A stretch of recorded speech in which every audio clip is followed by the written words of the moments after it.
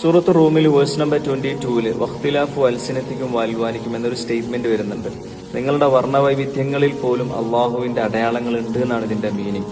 ഇബ്നു കസീറൊക്കെ പോലെയുള്ള ഖുർആൻ ഇന്റർപ്രിട്ടേഷൻ ഗ്രന്ഥങ്ങൾ നമ്മൾ ക്രോസ് ചെക്ക് ചെയ്യുന്ന സമയത്ത് ഇതിന്റെ ഇന്റൻഷൻ എന്താണെന്നുള്ളത് വളരെ ഡീറ്റെയിൽഡ് ആയിട്ട് നമുക്ക് മനസ്സിലാക്കാൻ പറ്റും. ഓരോ മനുഷ്യന്റെ മുഖരൂപത്തിലുള്ള വ്യത്യസ്തത, നിറത്തിലുള്ള വ്യത്യസ്തത, ശബ്ദത്തിലുള്ള വ്യത്യസ്തത, ഇതിലൂടെയൊക്കെ ശരിക്കും അള്ളാഹുവിന്റെ അടയാളങ്ങളെ കൃത്യമായിട്ട് മനസ്സിലാക്കാൻ പറ്റുന്നുള്ളതാണ്. ഞാൻ വളരെ ഷോർട്ടായിട്ട് ഒരു കാര്യം പറഞ്ഞുതരാം. ഇന്നത്തെ വേൾഡ് പോപ്പുലേഷൻ എന്നുള്ളത് 8.2 ബില്യൺ 820 കോടി ജനങ്ങളാണ്.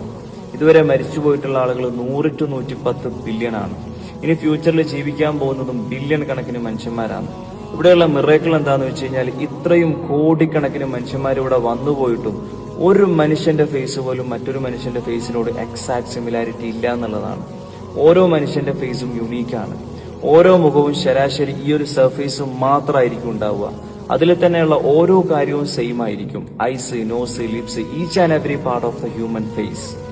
എന്നിട്ടും ഇത്രയും ബില്യൺസ് ഓഫ് യൂണീക് ഡിസൈൻസ് ഇത്രയും ഷാർപ്പായിട്ട് ആരായിരിക്കും ഡിസൈൻ ചെയ്തുകൊണ്ടിരിക്കുന്നുണ്ടാവുക? അതൊക്കെ അങ്ങ് റാൻഡംലി സംഭവിക്കുന്നതാണോ? ആക്സിഡന്റലി സംഭവിക്കുന്നതാണോ? ഞാൻ നിങ്ങളോട് 1000 വട്ടം ഉറപ്പിച്ച് തറപ്പിച്ച് പറയുന്നു, ഇതിന്റെയൊക്കെ പിന്നിൽ നന്നായിട്ട് പണിയറിയുന്ന ഒരാളുടെ വെൽ പ്ലാനിങ് ആക്റ്റീവാണ്.